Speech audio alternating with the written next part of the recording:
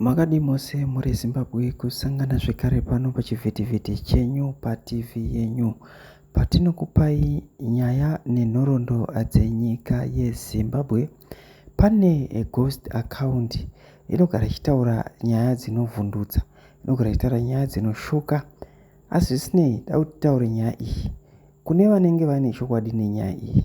Toda kuti muye mucomment section mutaure nesu, mutiudze tiverify kune vari kuziva chokwadi panyaya ichataurika.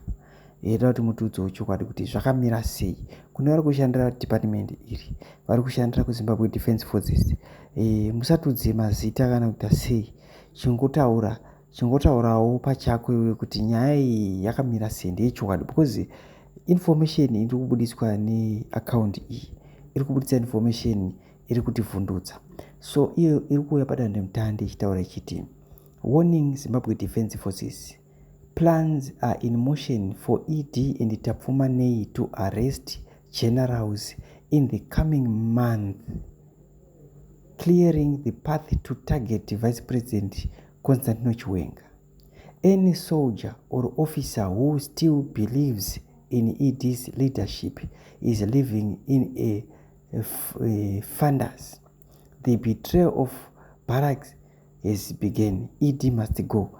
So ndo zvaari kutaura. So imimi mune concrete evidence muri kushanda ikoko, chimbotipaiwo maviews enyu panyaya iyi, chimboiongororai.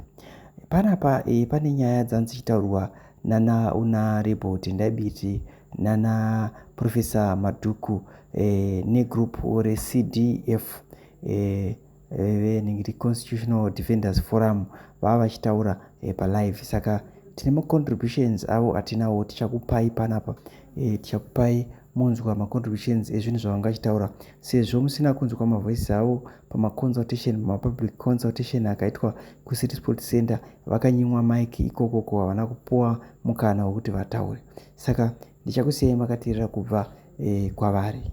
Professor Maduko for that. Okay, so we'll go to the speakers. I've added 3 speakers. So guys, if you can just pose a question, just a single question each, then they can respond. So I'll start with Mercy, then I'll go to Dr. Moses, then I'll end up with him, Daraji. So Mercy, if you want to pose your question. Hey, Titus.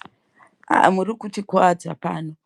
You know, when we just pose questions and there's no context, there's nothing, we lose that opportunity to engage the leaders because it's not something we have all the time. But I will observe. My question is, I'm confused actually why we are even talking about a referendum when the bill itself clearly attempts to avoid that, therefore making the bill unconstitutional and improper. On this aspect, the referendums that you're talking about are now these 2 referendums. The first referendum, which is to extend the length, the time, the width, the breadth, or whatever. And the other is for who benefits from it, the incumbents benefit. Now, the Constitution is very clear on these 2 aspects of the term and beneficiation. It says no bill can have those 2 aspects in the same bill. So the bill is, if you are now asking for 2 referendums, you are doing a forgiveness on the improper unconstitutional act that ZANU-PF did. And you're saying, let's ignore the technicality, but let's proceed to the 2 referendums. That should have never happened. And now you are allowing ZANU-PF to do an on-go, which is you're doing presumptive work. You want 2 referendums of what? The Constitution tried to protect the citizens and said you must never be asked these 2 questions at the same time. We must deal with the first question first. Do you want to extend the term? And we must be asked that properly. As this is it's not one where the bill doesn't do it and then we end up begging for it as if it's a hostage situation. We must be asked for a referendum, or we should ask for a referendum. A decision must be made whether we want one. it should not be assumed that we want a referendum and go back for one because ZANU-PF yatitangira to ask a question. Then when you're saying we want 2 referendums, which one do you want first from ZANU-PF?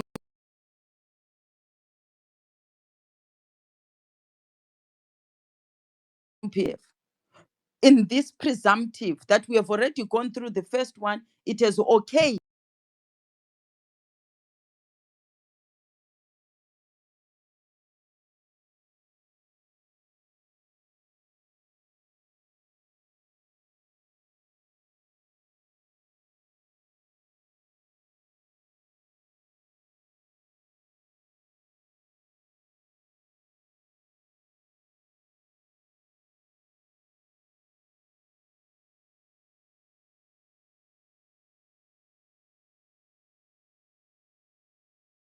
to back things. I believe we are also now becoming not defenders of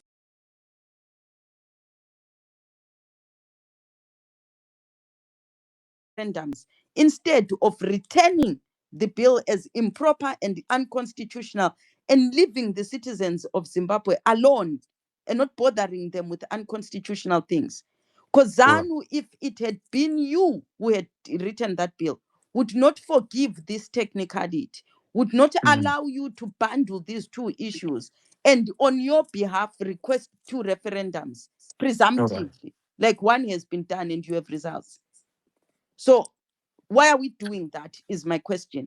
Why are we conscientizing citizens to now start preparing for referendums that ordinarily the manner in which they must go through the process to get Right, there Marcy. is We don't have time. I think you've you made get, the yeah, point. I'm Yeah, trying yeah. to, because everyone I've asked tries to avoid this question. Right. Yeah. Okay. I will. Yeah. We'll give them, the opportunity, to speak. I think, they've gotten, the question.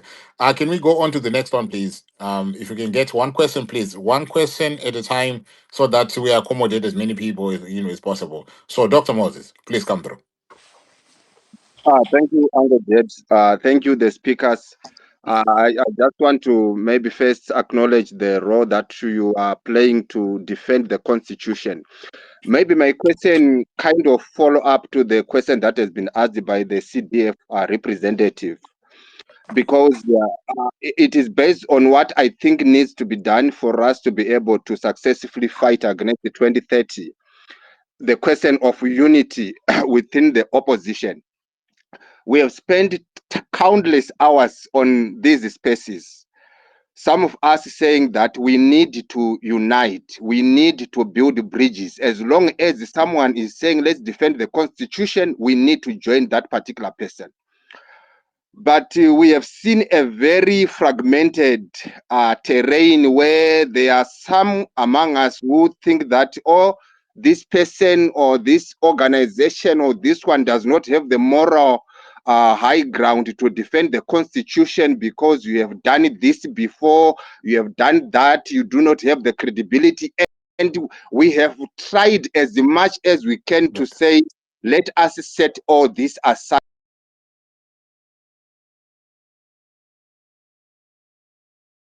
This.